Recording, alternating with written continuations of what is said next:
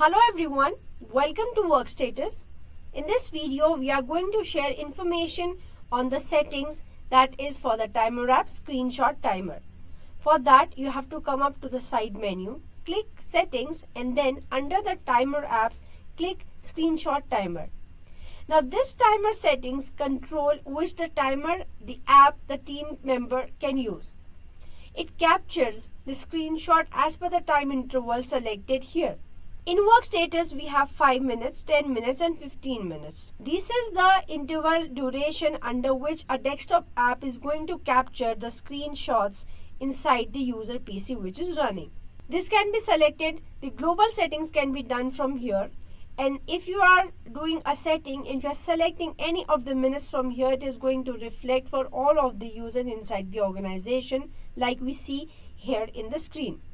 Now, if I have to do an individual setting with respect to the specific member name, again the member name, we can just click on the minutes that we wish to capture the screenshot for, and then it gets saved for the specific member.